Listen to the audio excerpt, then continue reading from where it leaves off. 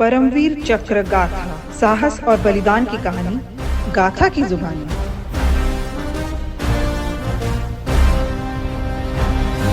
दोस्तों, इस पॉडकास्ट में हम आपको भारतीय सेना के ऐसे रणबांकुरों के बारे में बताने वाले हैं जिन्होंने भारत माता की रक्षा के लिए अपनी जान की परवाह किए बिना सीमा पर दुश्मनों से जमकर लोहा लिया। उन जांबाज सैनिकों ने अपने पराक्रम के इस दम पर न केवल दुश्मनों के छक्के छुड़ाए बल्कि उन सब हाथों को उखाड़ फेंका जो भारत माता की ओर उठे थे।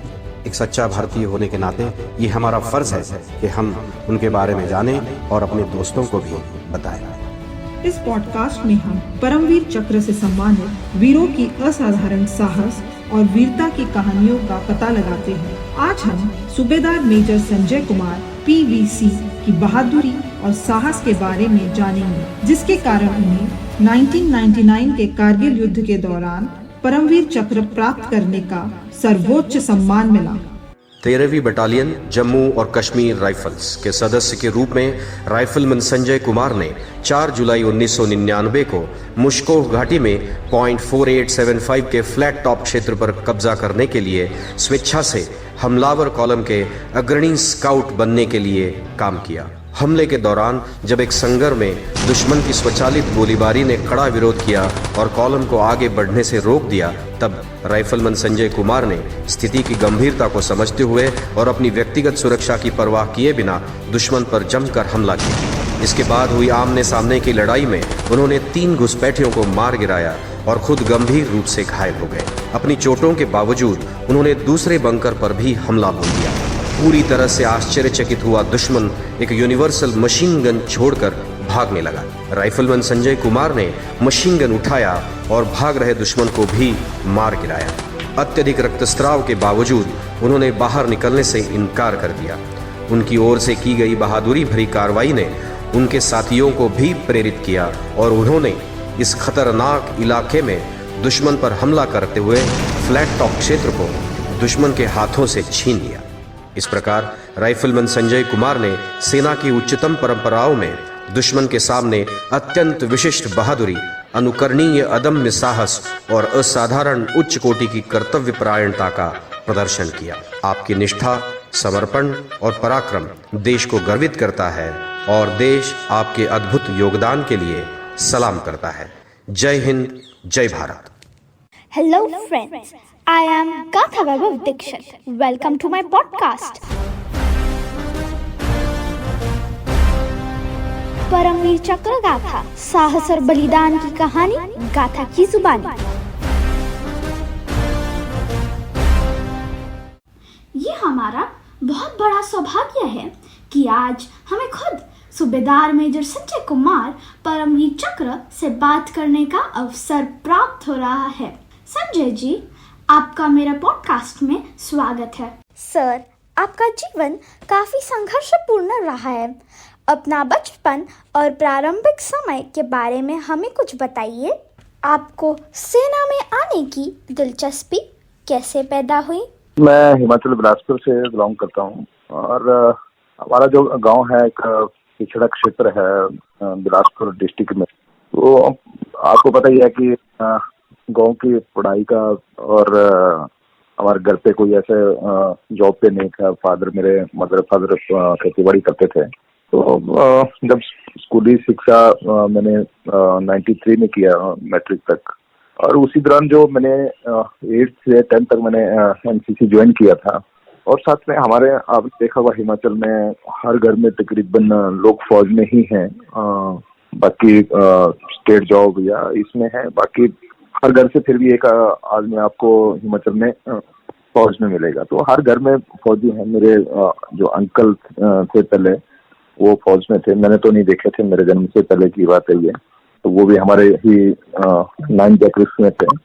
65 की वॉर में वो डेथ हो गए थे। तो हमारे घर पे उनके फोटोज और बाकी बातें होती रहती थी। दूसरा, गांव में भी काफी लोग थे जो 62 का या 65 का जिन्होंने वॉर लड़ा था। तो उनसे बातें सुन के ही NCC ज्वाइन किया था। और NCC में आने के बाद जो एक अलग से फीलिंग आने के बाद फिर फौज के बारे में हमने सोचना शुरू कर दिया। जब 93 में जब मैट्रिक किया, तो बहुत बार कोशिश किया जब भी कहीं भर्ती होती थी अपने आस पास में कहीं हिमाचल में, अपने जो BRO थे हमारे, तो उसमें कई बार कोशिश करने के बाद भी कभी सफलता हाथ नहीं लगी। तो मैंने फिर सिविल में जॉब करने की कोशिश की, दिल्ली में आ गया। दिल्ली में काफी आपने देखा पड़ा होगा कि मैंने पहले कश्मीरी गेट में स्पेयर पार्ट का काम किया था काफी टाइम, 5-6 महीने वहां रहने के बाद फिर मैंने टैक्सी पे आके वहां से काम छोड़ा, फिर मैंने टैक्सी सीखा, फिर टैक्सी चलाया। अगर आप एक फॉर्म भर के उसमें भेजोगे तो आपको फिर कॉल लेटर आएगा और आप उस एक फॉर्म पे 3 भर्ती कम से कम आप देख सकते हैं जाके जबलपुर सेंटर के अंदर। तो फिर हमने वो भी भर के देखा था। तो उसमें मैंने फर्स्ट 96 जनवरी में भर्ती अटेंड किया था जबलपुर में, और 2 मार्च में, और 3 मैंने मई में। तो 3 वाले में जाके मैं सिलेक्ट हुआ था लास्ट में जाके। तो और उस टाइम मेरा 21 स्टार्ट हो गया था। तो लास्ट ईयर था मेरा उस टाइम कोशिश का, और उसी में ही कामयाबी मिली थी। सेना में भर्ती होने के बाद आपका शुरुआती दौर कैसा रहा? आपके ट्रेनिंग साथी कमान अधिकारी के बारे में हमें कुछ बताइए। 96 जून में फिर मैंने ज्वाइन किया था, 26 जून 96 को सेंटर जबलपुर में, और वहीं फिर 11 महीने ट्रेनिंग किया था। ट्रेनिंग में सबसे बड़ी बात वही थी साहब कि आपने देखा होगा हर सेंटर में जो भी हम ट्रेनिंग देते हैं वो हर हालात को देखते हुए जो हम उस पीरियड में करवा सकते हैं वो हम वहाँ पे करवाते हैं, और बाकी का जो सीखने का रह जाता है तो वो पलटन में आके जो हमारी एक्सरसाइजें रहती हैं उनमें आके सीख जाते हैं। तो 11 महीने की ट्रेनिंग करने के बाद जब मेरा पोस्टिंग जब आया पासिंग आउट के बाद, तो 13 जम्मू एंड कश्मीर राइफल का था। मेरी जो पलटन थी वो बैरकपुर में थी, कलकत्ता में, और मैंने 10 अप्रैल को पासिंग आउट हुआ था 97 में, और अप्रैल एंड में ही मैं पलटन में ज्वाइन कर दिया था, अप्रैल 27 को जाके, और बैरकपुर में जाके ज्वाइन किया था। तो मेरी पलटन वहां से पोस्टिंग आ चुकी थी पलटन की, जो सोपर के लिए थी। तो वहां पे भी 2 साल का जो एक्सपीरियंस था CIOPS का काफी अच्छा रहा। कंपनी ने फर्स्ट में ही तकरीबन 1 से 1.5 महीने के अंदर ही हमने 2 मिलिटेंट मारे थे, और उसके बाद काफी ऑपरेशनों में भाग लिया। जो आपने देखा होगा जो पिक्चर थी अपनी शेरशाह और बकरा साहब की, उसमें जो ऑपरेशन दिखाए गए हैं 2-3 अपने जो मेन ऑपरेशन थे पलटन के वहां पे, तो इन सब में हमने भाग लिया था और काफी अच्छा एक्सपीरियंस था। वही एक मेरा सर्विस का सबसे एक जिसको बोल सकता हूँ कि जो कुछ सीखने के लिए एक ट्रेनिंग के बाद जो एक्सपीरियंस जो हमने जो कुछ सीखा था सेंटर में, उसको ग्राउंड पे इम्प्लीमेंट करके कि हम बुश कैसे जाते हैं, पेट्रोलिंग कैसे करते हैं, कॉर्डन सर्च कैसे कार्रवाई करते हैं, तो वो सारी चीजें जो सिर्फ सुनी थी, पढ़ी थी, उसके बारे में वहाँ इंस्टॉल करने का मौका मिला। अच्छा एक्सपीरियंस रहा। संजय जी, कारगिल युद्ध क्षेत्र आने के बाद आपको क्या कठिनाइयों का सामना करना पड़ा? ये जगह बाकी पोस्टिंग से कैसे अलग है? मई में हम लोग पता लग गया था कि पलटन को उधर जाना है, कारगिल के लिए सिलेक्ट हो गई कि वहाँ जाना है। तो द्रास के पहले जो गुमरी करके जगह है हमारा बेस कैंप बना था, वहाँ पर रह के हमने तकरीबन 4 से 5 दिन ट्रेनिंग किया था। पहली बात थी कि हमारी जो फौज थी, मेरी जो यूनिट पूरा तकरीबन हम डोगरा फौज है पूरी, तो इसमें जम्मू पंजाब के जो हिमाचल से लगते और जम्मू से लगते हुए डिस्ट्रिक्ट हैं उन्हीं के हैं, और हिमाचल के 3 स्टेट के हम उसमें जवान थे टोटल। तो कोई ऐसा नहीं था जिसको पहाड़ियों पे चढ़ने का एक्सपीरियंस नहीं था। ग्रास में रह के गुमरी में रह के जो आगे के हालात थे उसके बारे में भी हमें खबरें मिलती रहती थी बीच बीच में कि वहाँ क्या चल रहा है, कौन से पलटने हैं, क्या कैसे उनका हो रहा है। तो पीछे रह के तो काफी कुछ जब बातें होती हैं तो आपको पता ही है कि बहुत सारी ऐसी बातें होती हैं जो एक जवान के यानी दिमाग में घर कर जाती हैं, और वो उन सोच के ना काफी परेशान हो जाते हैं। सिर्फ जो भी एक्सपीरियंस था वो CIOPS का था, जो टेररिज्म के साथ में, बस वही था कि जो एक डर था एक फायर का कि दुश्मन का फायर आता तो क्या कार्रवाई की जाती है या कैसा महसूस होता है, क्या उस टाइम पे दिमाग में चलता है। वो एक्सपीरियंस था, इतना नहीं था कि दुश्मन की गोली नहीं देखी थी। तो जब लास्ट 11 जून को जब तोलोलिंग पे अटैक हुआ था फर्स्ट लास्ट में, जब जिसमें कामयाबी मिली थी सेकेंडरी फॉर 18 मिनट्स को, तो उस दिन से हम ग्रास से ही देख रहे थे नीचे से, तो इतना फायर था उस दिन आर्टिलरी का कि जो पहाड़ी थी ऐसा लगता था कि जैसे आग लगी है। क्योंकि काफी दिन के फर्स्ट ऑपरेशन था वो, और काफी दिनों से वहां जो फौज थी अपनी वो फंसी रखी थी, और हमारी जो कैजुअलिटी थी जो जुंटो की वहां पे जो अटैक किया समझो, तो उनका काफी नुकसान भी हुआ था। तो वो सब कुछ देखने के बाद काफी यानी नीचे जो बातें हैं वो मन में घर घर चलती हैं। एक इसका वो बोल सकते हैं कि डर का माहौल, या वैसा पीछे बैठ के। तो मैं हमेशा बोलता हूँ लोगों को कि वो डर तब तक रहता है जब तक हम दुश्मन के सामना आमना सामना नहीं किया तब तक। खड़ी पहाड़ियां थी, सूखे पहाड़ थे, ना ही मिट्टी है न, और सबसे बड़ी बात थी कि जैसे जैसे ऊपर चढ़ते थे ऑक्सीजन की कमी बहुत सारी ज्यादा हो जाती थी, तो जो हमारी रफ्तार है चलने की वो भी कम हो जाएगी। तो लेकिन फिर भी जो फौज कभी, मैंने एक चीज देखी है कि जब चलती है तो फिर पीछे मुड़ के कभी नहीं देखते हैं। तो हमने जब 11 जून को जब उनका अटैक सक्सेसफुल हो गया, 12 को हम लोग ऊपर गए और 13 को जाके उनको रिलीज कर दिया सेकंड राइफ और 18 इमीडिएट्स को। तो जो इलाका देखा हमने, जो वहाँ पे जो भी फाइट केस थे, जो उनका बंकर बने थे जो पाकिस्तान के, तो जो उनका देखा तो यानी हम ये नहीं सोच सकते थे कि इतनी हाइट पे आके वो सामान लेके कैसे आए। खासकर जब तोलोलिंग पे हमने देखा था तो उसमें स्टील गार्डर का यूज हुआ था, सीआई शीट का यूज हुआ था, जबकि वहाँ नॉर्मल ऐसे इंसान को चढ़ना भी काफी मुश्किल था, लेकिन फिर भी वो सामान वहां तक पहुंचा। उसके बाद उनके पास जो हथियार थे वो भी तकरीबन हैदिया सब यूएमजी में थी उनके पास, जो ऑटोमेटिक यूनिवर्सल मशीन गन थी जो उनकी, ज्यादातर हथियार वही उन्होंने यूज किए।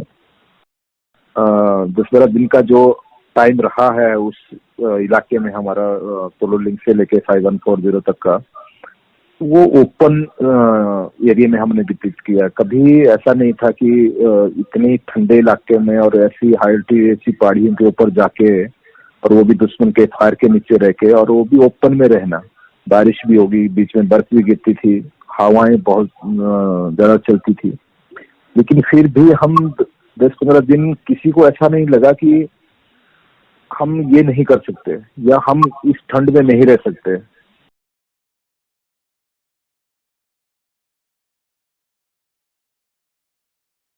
संजय जी, आपने कारगिल युद्ध के दौरान किसी विशेष अनुभव को जीवन भर याद किया है? कृपया साझा करें। सेकंड टास्क हमें मिला मॉस्को वैली में, तो वो था 0.4875 का, क्योंकि इलाका काफी खड़ा है, रास्ता कोई नहीं है, तो आपको रास्ता बनाना पड़ता। मुझे ऐसे जवान चाहिए जो बिल्कुल फिट हों और चढ़ने में आसानी से पहाड़ियां चढ़ जाते हों। तो हम तकरीबन 17-18 लोग वॉलंटियर हुए थे, जिसमें से फिर कंपनी कमांडर साहब ने 10 जवानों को सिलेक्ट किया था उसमें, तो उसमें मैं भी एक शामिल था। तो 3 जुलाई को रात को जब लास्ट फ्लाइट के बाद हमारी कंपनी ने भी मूव किया, हमें वही सेम फायर स्पोर्ट मिला आर्टिलरी का, और हम लोग उसके स्पोर्ट में आगे बढ़ने लगे। तो तब उन्होंने इतना फायर खोला उस दिन कि हमारा जो मूव था वो सिर्फ 500-700 मीटर ही ढंग से हो पाया, उसके बाद बहुत मुश्किल। तो अभी बात वही थी कि बाकी कंपनियां सारी ऑपरेशन लड़ चुकी थी और सक्सेसफुल थे उनके ऑपरेशन, और हम लोग जा रहे थे अभी पहला ऑपरेशन अपना कंपनी का लड़ने के लिए, और हम वापस नहीं आना चाहते। तो कंपनी कमांडर ने जब सीओ साहब के बारे में हमारे से बात की कंपनी में कि ऐसे मैसेज मिला है, तो आप लोगों में क्या राय, तो सभी जवानों ने यही कहा, सब वापस तो नहीं जाएंगे, हम जब तक दिन नहीं निकलेगा तब तक हम चलते रहेंगे, जहां तक पहुंचेंगे देखा जाएगा, और अगर टाइम रह गया तो हम ऑपरेशन भी कर सकते हैं, ऐसा कुछ नहीं, सुबह के मॉर्निंग टाइम ऑपरेशन कर देंगे। लेकिन वहाँ इतनी हमारी किस्मत अच्छी नहीं निकली कि हम ऑपरेशन कर पाए, लेकिन ये था कि सुबह तक हम उससे तकरीबन 200-300 मीटर पीछे का 100 स्पर करके जगह थी, तो वहां तक पहुंचने के लिए कामयाब हो गए। और जैसे ही दिन निकला, जो पोस्ट 475 हमने कैप्चर करना था उसको 17 जाट दिखाई देती थी, और जो 17 जाट ने पोस्ट लेना था टिम्पल 1-2 उसको हम दिखाई देते थे। ये हम उसके पहाड़ी के अपोजिट में है, तो सामने उसको आराम से दिखाई दे रहे। तो उन्होंने क्रॉस फायर खो दिया सुबह फर्स्ट लाइट में, तो हमारे भी तकरीबन 4-5 जवान जो थे इंजर्ड हो गए। तो कंपनी कमांडर साहब ने एक बार पूछा कि भाई इस इलाके में फायर स्पोर्ट मिलने पे आप लोग भाग के इस बंकर नीचे तक पहुंच जाओगे उस पहाड़ी तक, तो आप फायर से सेफ। तो सभी ने कहा जब 20-25 मीटर का एरिया है, हम दौड़ के क्रॉस कर लेंगे। तो हमने सिर्फ यहीं तक का प्लान किया था कि आगे मूव कैसे करना और साइलेंट करना है, सबसे बड़ी बात ये। और जिसको भी रास्ता मिलता है, लगता है कि फायर स्पॉट है और यहाँ दुश्मन का फायर नहीं है, वो आगे बढ़ता रहेगा, लेकिन ओनली सिर्फ क्रॉल, कोई खड़ा नहीं होगा, कोई बातचीत नहीं करेगा, कुछ बिल्कुल जिसको साइलेंट बोले। तो हम लोग वही 11 लोग थे, तो हम लोग तो निकल गए फायर स्पॉट मिलते ही, भाग के जो 20-25 मीटर का एरिया था डेंजर वाला, उसको क्रॉस करके और उस गाड़ी के नीचे आ गए, ताकि वो डायरेक्ट अभी वो फायर नहीं कर सकता था। और उसको ये भी पता नहीं था कि हम लोग आगे बढ़ गए। तब 10:30 बजे हम बढ़ना शुरू हुए थे, 150 मीटर का इलाका करते करते हम तकरीबन 1 से 1:30 बजे के बीच में जाके संगड़ पे पहुंचे, फर्स्ट संगड़ के पास। तो सिर्फ 2 ही पहुंचे थे, मैं और जो मेरा बडी था, हम नौजवान सिर्फ वहां पहुंच पाए, बाकी वाले नीचे रह गए साइड में। तो लेफ्ट साइड में पत्थर था, इसके पास में जाके वो लेफ्ट साइड से फायर से बच सकता था, जो सिंपल 1 और 2 साइड। तो वहां तक गया क्रॉल करके, मैंने पट्टियां हाथों में बांध के अपनी AK-47 अपने पास रख के नीचे गन के दोनों गनों के बीच में नीचे बैठ गया। अभी तक सिर्फ इतना था कि खड़ा होकर गन को पकड़ सकता हूँ, लेकिन अंदर इनको ये पता नहीं था कि हम बाहर हैं। अगर अंदर वालों को इतना पता चल जाता तो पत्थर मार के ही मार देते, हमें कुछ उनको और ज्यादा कुछ करने की जरूरत नहीं है, ग्रेनेड बार फेंक देते। और हमारे पास टाइम जो था बहुत कम था, इसलिए बडी ने लेफ्ट साइड में आगे क्रॉल किया और अपने पास जो 2 ग्रेनेड थे वो रेडी किया। उसने मेरे को इशारा कर दिया कि आप रेडी रहना, मैं अभी लेट के ग्रेनेड फेंकना था और भी हाइट में ऊपर की तरफ को। तो उसने जब पहला ग्रेनेड फेंका तो थोड़ी लेट के जो ताकत लगा दी थोड़ी सी, तो बंकर के पीछे की साइड दे गया। और जैसे बंकर के पीछे गिरना, उसका फटना, अब उनको पता चल गया कि इंडियन आर्मी पहुंच गई। बस उनमें हबड़ा थबड़ी गालियां शुरू हो गई अंदर। हमने सोचा भी गए, क्योंकि अब टाइम हमारे पास नहीं। अब जब तक गन फायर करना बंद नहीं करती, कुछ करने पीछे की साइड जा नहीं सकते थे, उनके दूसरे बंकर थे। तो लेकिन बड्डी जो था उसने दूसरा ग्रेनेड जो था वो रेडी रखा था। दूसरा ग्रेनेड जब उसने फेंका तो वो बंकर के, अभी सिर्फ ये बातचीत हल्ला चल ही रहा था कि दूसरा ग्रेनेड बंकर के अंदर जाके गिर गया। बस वही एक हमारा चेंज था पूरा उस दौर का, कि जैसे दोनों गने फायर करना बंद की तो मैंने खड़े होकर फटाफट तो दोनों गने खींच के नीचे गिरा ली। और जो लूप होल था उसका, उसके बीच में खड़ा होकर फिर मैंने चंद सेकंड के लिए देखा था कि अंदर है क्या। तो मेरे को सिर्फ उनके 3 जवान दिखाई दिए थे जो दूसरा गन उठा के और अम्यूनिशन लेके रेडी करने वाले थे। तो मैंने उनके ऊपर ब्रश फायर खोल दिया। पहले जो ग्रेनेड से जो डेथ हुए थे, जो इंजर्ड हुए थे, वो अंदर पड़े थे, तो हमने सामने से ही बंकर को तोड़ा, अंदर घुसे, उनको पहले चेक फायर किया सबके ऊपर, एक डेड बॉडी जो भी इंजर्ड थे या डेथ थे उनको। और जो बाकी हमारे जो साथी थे, हम एक जैसे 10 वाले थे, उनको हम कहने लगे कि भाई हमने ऊपर बंकर ले लिया, आप लोग बंकर में आ जाओ और हम फायर सपोर्ट कर रहे हैं। जैसे जिन्हें छोड़ के चढ़ना शुरू किया, लेफ्ट साइड से ब्रस्ट आ गया। तो जैसे साहब और 4 जवान तो थे हमारे 1, 2 IC सारे, तो 4 के 4 लोग, उनको सबको टांग में ब्रस्ट लग गया। तो जैसे फिर फायर वहां से आया, फिर हमें पता लगा कि वो है कहाँ। तो फिर हमने दोबारा से उसको कवर किया फायर से, क्योंकि जो कमांडिंग कमांडर का एक ही कहना था कि इनको रीएडजस्ट का टाइम नहीं देना, जितना जल्दी हो सका आगे बढ़ते रहना। तो जो इंजर्ड थे उनको लेके तो आगे जा नहीं सकते थे, तो उनको वहीं बंकर पे बैठा के समझा के बाकी 6 लोग हम फिर आगे निकल गए। सेकंड बंकर पे उन्होंने थोड़ा सा धोखा, यानी धोखा समझ या उनका टैक्टिक्स समझो, उन्होंने कुछ जवानों को अपने बंकर में रखा और कुछ जवानों को उन्होंने साइड में बैठा दिया। हम लोग दोबारा नीचे उतरे दूसरे संगड़ के लिए। दोबारा जब चढ़ना शुरू किया तब उसने लेफ्ट साइड वाले ने फायर खोल दिया। तो उनके ऊपर जैसे फायर की आवाज हमारे को सुनाई दी, हम जहाँ जहाँ थे वहीं ही अपनी आड़ लेके लेट गए। तो मेरी जो लेफ्ट आर्म थी वो थोड़ा सा पत्थर पे ऊपर रह गई और उसको लेफ्ट साइड से उसको दिखाई दे रही थी। तो उसने ब्रश फायर खोला था तो मेरी टांग में घुटने में लगा। तो जैसे महसूस हुआ कि गोली लग गई, तो मैंने जैसे टांग को सीधा किया तो राइट वाले के ऊपर जब फायर खोला तो उसको भी एक लड़का जो था उसको कंधे में गोली लग गई, एक को टांग में लग गई। अभी सिर्फ 6 लोग हम आगे थे और 6 में से 2 डेथ हो चुके थे जिनको फर्स्ट में फायर हुआ था, और 4 जो हम बाकी बचे थे उसमें से सिर्फ मेरा जो बडी था वो एक सेफ था, बाकी हम 3 लोग फिर इंजर्ड थे।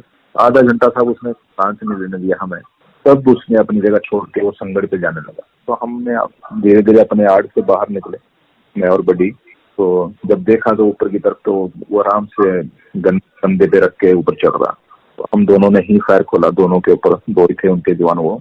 तो उनके ऊपर जैसे फायर खोला, जैसे उनका गिरना, बंकर में फायर बंद होना एक एक्शन अंदर, यानी जैसे उनके मरने के बाद वो बंकर वाले थे वो भाग गए, पीछे की साइड भाग गए। लेकिन हम लोगों ने रिस्क नहीं लिया, धीरे धीरे क्रॉल किया, ऊपर तक पहुंचे। सेम कार्रवाई फर्स्ट बंकर में जैसे की थी, ग्रेनेड फेंका। फील्ड पट्टियां हमारे पास नहीं थी कि जिसको हम अपने आप को या एक दूसरे को ड्रेसिंग कर लें। नीचे से जब वो ब्रिज पे चढ़ने लगे तब जाके हमारे को नजर में आए, तो हमने जो गन्ने उनकी छीनी थी वही सेम दोबारा वहां हम दोनों ने और फायर खोल दिया। जैसे जैसे हम लोग आगे बढ़ रहे बंकर तक पहुंच गए तो पीछे का इलाका जैसे जैसे सेफ होता गया वैसे जैसे कंपनी भी हमारी बढ़ गई। अल्फा कंपनी हमारी रिजर्व थी, वो भी राइट साइड से हमें फायर सपोर्ट दिया और साथ साथ चल रही थी। तो तकरीबन 10 से 15 मिनट के अंदर अंदर ही हमारे कंपनी और अल्फा कंपनी सब पहुंच गया हमारे पास आके, और वहां से फायर खोला उन्होंने। तो उनका काउंटर अटैक था, फिर वो वहीं से वापस होना पड़ा, भारी मात्रा में फायर खोल गया। तो ये तकरीबन 5:30 बजे के करीब हमने अटैक खत्म किया था ये। तो इस पूरे अटैक में मेरे जो 2 साथी थे वो शहीद हुए थे उसमें, बाकी हम लोग इंजर्ड रहे।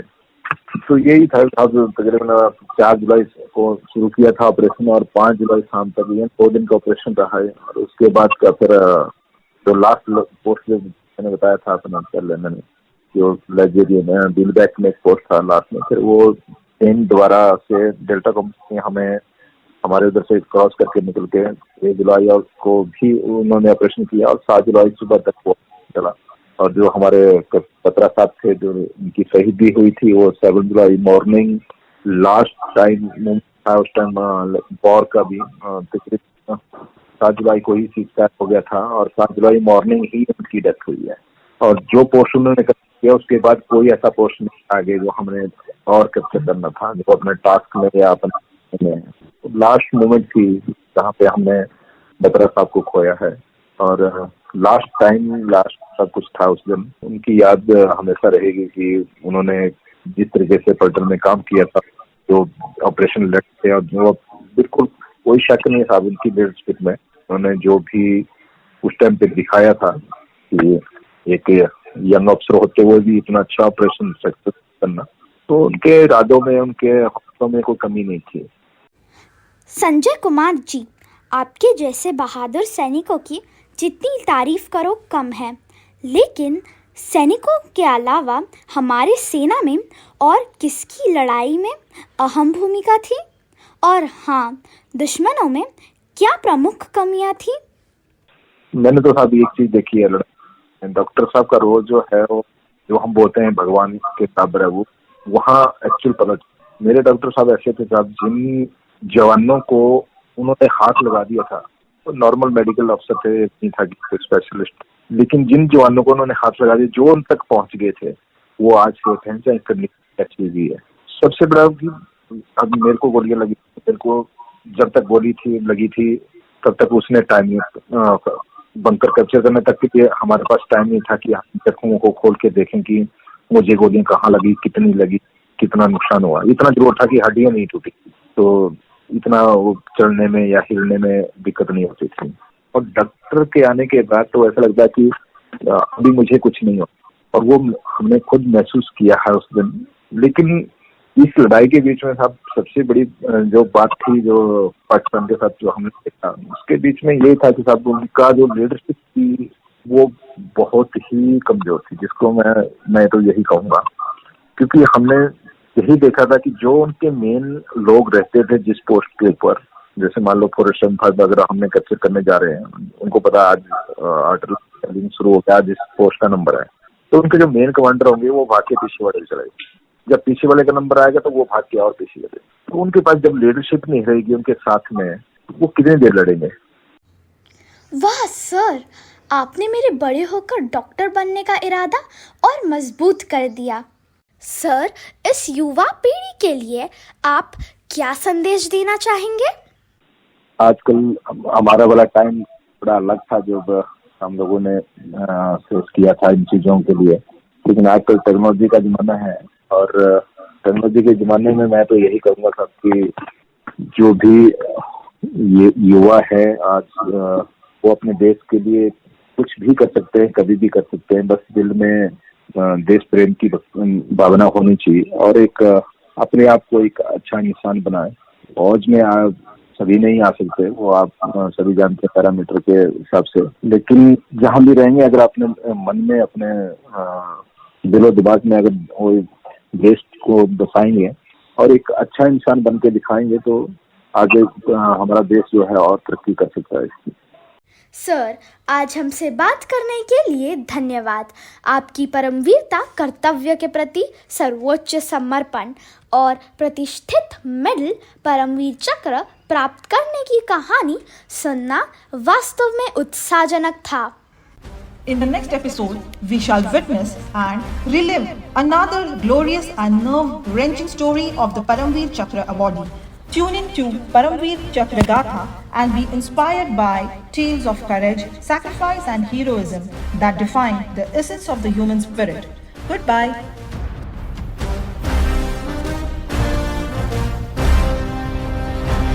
परमवीर चक्र गाथा, साहस और बलिदान की कहानी गाथा की जुबानी।